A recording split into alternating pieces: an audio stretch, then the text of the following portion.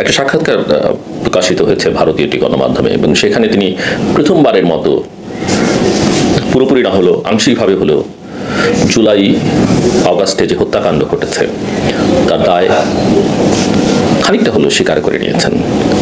নেত্রী হিসেবে তিনি মনে করেন যে এই দায় তারও, যদিও পুরোপুরি সেটা স্বীকার করেননি, দায় চাপিয়েছেন পুলিশ প্রশাসন তাদের উপরে। রাজনৈতিক অঙ্গনে যে বিতর্ক গত কিছুদিন ধরে যে অনিশ্চয়তা তৈরি ছিল, বাংলাদেশ জাতীয়তাবাদী দল বিএনপি 237 জনের প্রার্থীতে ঘোষণার মধ্য দিয়ে সেটাকে একটা নির্বাচনী মুডে নিয়ে যাওয়ার চেষ্টা করেছে এবং খানিকটা তারা সফল হয়েছে। কিন্তু সেখানেই সমস্যার সমাধান নয়, কারণ লক্ষ্য করলে দেখবেন যে জামায়াত ইসলামী তারা এবং তাদের মিত্রদের নিয়ে কথাবার্তা বেশ শক্ত শক্ত বলবার চেষ্টা করছে। এমনকি 10-11 তারিখের মধ্যে তাদের দাবি পূরণ না হলে তারা ঢাকাকে অচল করে দেবে, সে কথা বলেছে। আপনারা জানেন যে আওয়ামী লীগ একটা নিষিদ্ধ ঘোষিত এক্সিকিউটিভ অর্ডার, অবশ্য আওয়ামী লীগ নিষিদ্ধ সেই অর্থে না হলেও অফিসিয়ালি বলা হচ্ছে কার্যক্রম স্থগিত, কিন্তু কার্যত আসলে নিষিদ্ধই।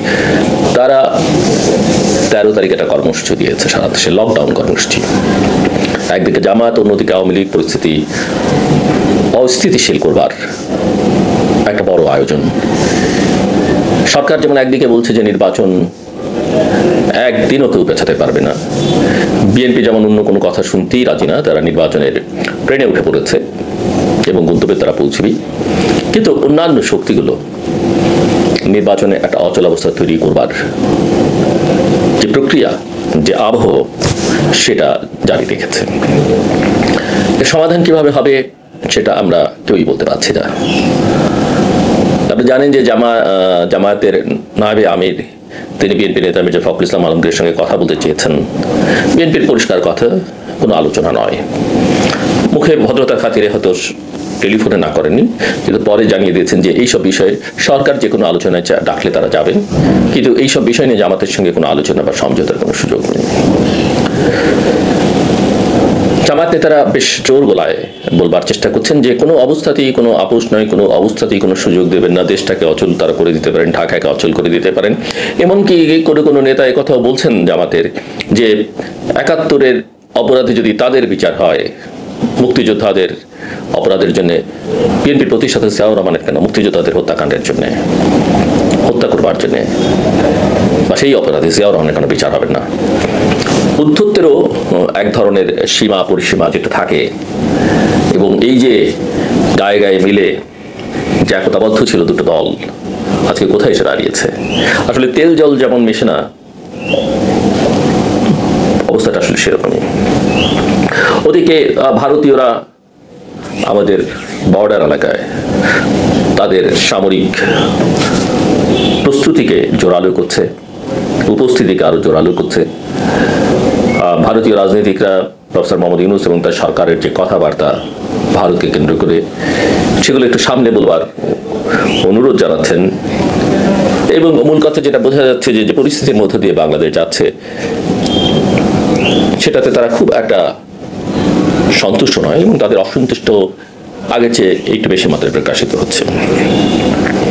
একটা সময় মনে হয়েছিল যে তারা নির্বাচিত সরকারের সঙ্গে কাজ করতে, মুখে তারা সে কথা বলছে বটে, কিন্তু এটা মোটামুটি ভাবে এখন বোঝা যাচ্ছে তারা এই সরকারের সঙ্গে যেমন কমফোর্টেবল নয়, ভবিষ্যতে যারা ক্ষমতায় আসবেন বলে ধারণা করা হচ্ছে তাদের দিক থেকেও ভারতের সঙ্গে এনগেজমেন্টের কোনো উদ্যোগ আসলে নেই। সেটা তাদেরকে এক ধরনের অনিশ্চয়তার মধ্যে ঠেলে দিচ্ছে, এটা ভারতীয় পক্ষ থেকে বোঝা যাচ্ছে। ওদিকে এনসিপি বলছে যে জুলাই সনদে কোনো নোট অফ ডিসেন্টের ইস্যু থাকতে পারবে না, তাদের কথাটা আবার পরিষ্কার। বিএনপির যেমনটা চাওয়া যে নোট অফ ডিসেন্টের বিষয়টা নোট অফ ডিসেন্ট হিসেবেই থাকুক, কিন্তু এনসিপির বক্তব্য তার এই বিষয়ে রিজিড কোনো নোট অফ ডিসেন্ট থাকতে পারবে না।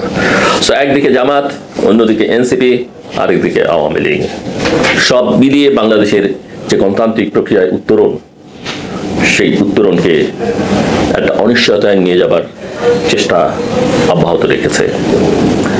বিএনপি বুঝে হোক না বুঝে হোক এই ফাঁদে পা দিয়েছে। সরকারের সদিচ্ছা নিয়ে প্রশ্ন তুলবার যথেষ্ট সুযোগ রয়েছে। কোথায় আসলে বাংলাদেশ যাচ্ছে, এই প্রশ্নটা এখন অত্যন্ত গুরুত্বপূর্ণ। আমি আবারও বলি, বারে বারে বলি যে বাংলাদেশের গণতন্ত্রের উত্তরণ যত দ্রুত হয় তত মঙ্গল, যত দ্রুত একটা নির্বাচন হয় তত মঙ্গল, এবং সেই নির্বাচন যেন একটা অবাধ, সুষ্ঠু, গ্রহণযোগ্য, অংশগ্রহণমূলক নির্বাচন হয়।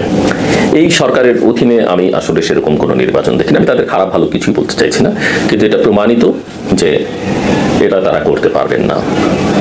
তত্ত্বাবধায়ক সরকারের ইস্যুটি উচ্চ আদালতে ঝুলে আছে, হিয়ারিং চলছে, রায়ও হয়তো হবে।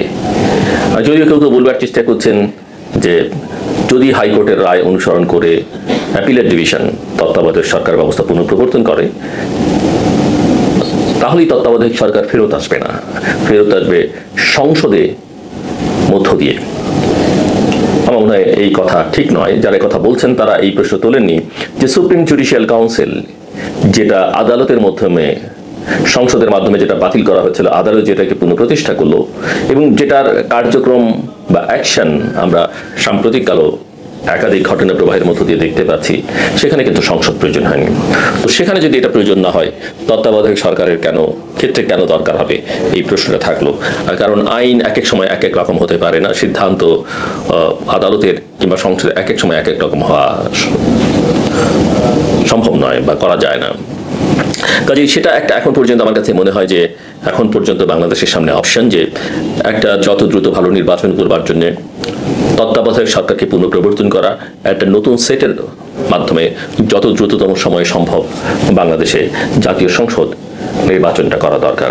একটা অবাধ, সুষ্ঠু, গ্রহণযোগ্য, অংশগ্রহণমূলক, অন্তর্ভুক্তিমূলক নির্বাচন, এবং যেই নির্বাচন এর মধ্য দিয়ে যারা এই ক্ষমতায় যাবেন তারা একটা শক্ত ভিতের উপরে দাঁড়িয়ে থাকবেন, যেই নির্বাচন নিয়ে কোনো প্রশ্ন তেমন ভাবে উঠবে না, দেশে বিদেশে গ্রহণযোগ্যতা পাবে। সেটা যদি থাকে যে কোনো সরকার, যে দলের হোক, সেটা বিএনপি বা অন্য যে কোনো দলের হতে পারে, হলে মানুষ যাদেরকে ভোট দিয়ে বসাবে তারা একটা শক্ত ভিতের উপরে দাঁড়িয়ে 5 বছরের জন্য পরিকল্পনা করতে পারবেন, দেশ পুনর্গঠনে ভূমিকা রাখতে পারবেন এবং দেশকে এগিয়ে নিয়ে যাওয়ার চেষ্টা করতে পারবেন। অন্যথায় একটা যেন তেন প্রকারের নির্বাচন আসলে যে কারোর জন্যই বড় বিপদ ডেকে আনতে পারে, দেশের জন্য তো বটেই। সব মিলিয়ে ইতিমধ্যে আমরা কিছু দেখেছি, কোথাও কোথাও বিচ্ছিন্ন ঘটনা ঘটছে বটে, হত্যাকাণ্ডের ঘটনাও ঘটেছে। বাংলাদেশ যে আগামী দিনগুলোতে অস্থির হয়ে উঠবে না, সে কথা নিশ্চিত করে কেউ বলতে পারছে না। বিএনপি নেতৃবৃন্দ বলছেন যে নির্বাচন বানচালের একটা চেষ্টা চলছে। আসলে এই চেষ্টাটা, নির্বাচনটা না করবার চেষ্টাটাই আসলে শুরু থেকেই ছিল। যতটা বিলম্বিত করা যায় যারা ক্ষমতা আছেন তাদের জন্য সুবিধে, এবং এই ক্ষমতার আশপাশে যারা আছেন তাদের জন্য সুবিধে। আর বিএনপি একটু বিভ্রান্ত হয়েছে, কারণ কিছু সুবিধা পেয়েছেন তারা, কিছু সুবিধা পাননি। এই দোলাচলে তুলতে তুলতে তারা আসলে নিজেদের অনেক কিছু হাতছাড়া করে ফেলেছেন। তারপরও সময় ফুরিয়ে যায়নি। সবচেয়ে